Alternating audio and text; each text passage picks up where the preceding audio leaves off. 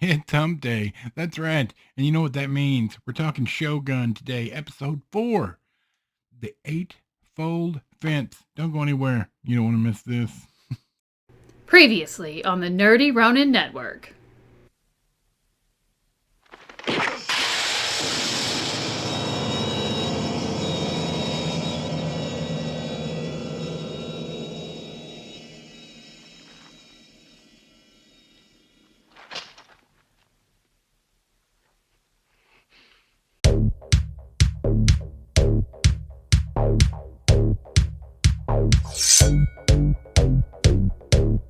Happy Hump Day, everybody. You know what that means? That means we're talking Shogun today, and we're at episode 4. Only 6 more to go after this.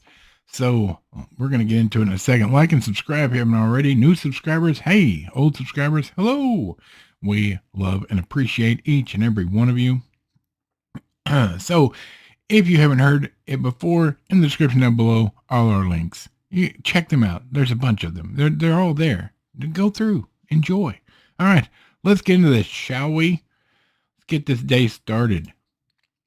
Shogun TV miniseries this year, TV 14, which is garbage. This is mature, y'all. I need you to understand, if you are going to watch this show and you have kids, there is blood, gore, language, a lot of language, a lot of nudity, and well, not a lot of nudity, but there is nudity. There is some sexual situations. This is not a kid show. This is not a family show necessarily. Just so everybody's on the same page. Today we are talking about episode 4, the Eightfold Fence. So we're going to get into it, shall we? All right. So this episode, it takes the story and gets us further along. This is all true. However, they have fallen into this trap of thinking they are Game of Thrones. And I don't know who they hired to do the lighting, but they should fire them. All right.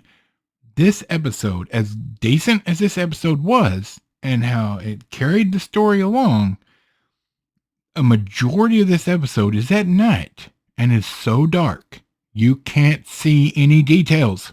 You can't see, like, it's awful. I'm not talking about the show. I'm not talking about the story. I'm not talking about the writing. I'm not talking about the acting.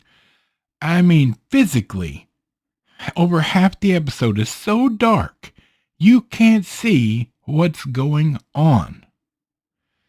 And I don't get this idea that started at the end, like the last 2 seasons of Game of Thrones, where dark is good. And I remember what they said, the people that made the show, when people complained about it being too dark. They said, you just don't have your settings right, or your TV and equipment is just garbage and you need better equipment, because this is the way we want it to look. And if you had a good setup and the settings were correct, you would be able to see it the way we want to show it. Listen, you did a poor job with the lighting. Take the hit. Take your medicine. Just move on. This is not the consumer's fault. Just because it's nighttime, that doesn't mean it has to be shot that dark. Many movies, TV shows, and things have dark scenes in them that look good and you can see what's happening. This show overall has a really dark color scheme. And when you've got a whole episode at night, it's awful. I have good things to say about this episode, but it's all overshadowed by the fact you can't see what's going on. Great job with this expensive TV show. Like, it doesn't make sense. You have all these beautiful outfits and great scenery and everything. It looks so nice. And then you just darken it to the point that nobody can see anything. Brilliant. Brilliant job. Fantastic. Okay, that's the complaint section. Mariko, however you say her name, she is still awful. The way she holds her face, the way she acts, she just is not likable, and it takes something from the story. Blackthorn, the guy that plays Blackthorn, I'm not a huge fan, but he's doing a great job as Blackthorn. No doubt. I truly think he's doing a great job. And Hiroyuki Sanada, fantastic in every scene he's in. Unfortunately, we don't see a lot of him because he's not in the center of the story at the moment. And with this, Blackthorn is training a group of soldiers in tactical warfare using cannons. And then one of the people on the other side that are against Toranaga show up, and they're going to show him what they're doing. So Toranaga's son, without talking to Toranaga, who's not there, takes it upon himself to slaughter them all. And baby, that means war is on the horizon. Like, this is basically an act of war. No getting around it. No apologizing. You just slaughtered people that are against you, but not the higher ups. And there's nothing they can do now. So now the ball is rolling.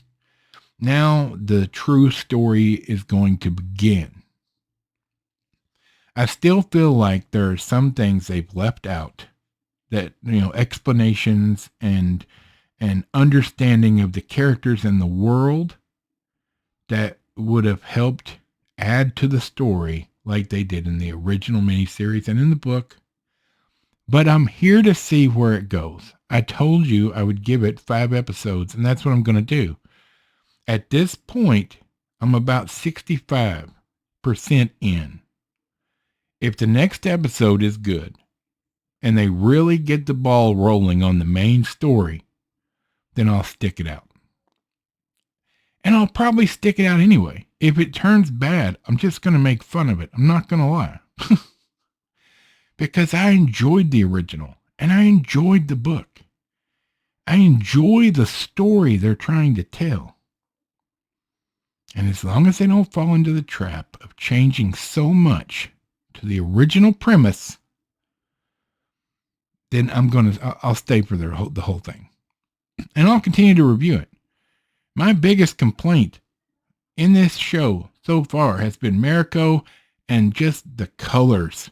Like, brighten it up. I'm old and my eyes don't work even with 3 pairs of glasses on.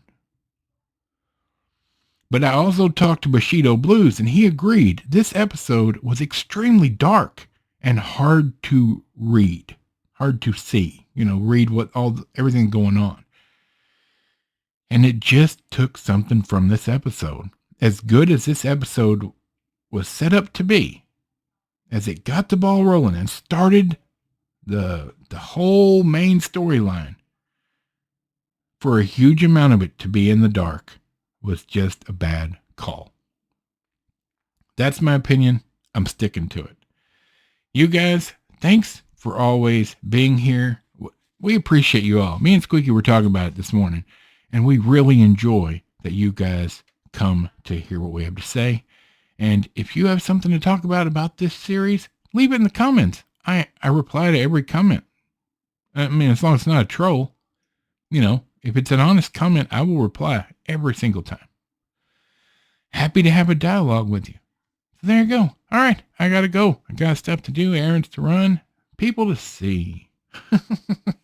Can you tell I've had a lot of Blackout coffee this morning? Woo. All right, guys. For Michael, the microphone, Bob, squeaky chair in the back, and this big, fat, caffeinated nerd. We will see you on Friday.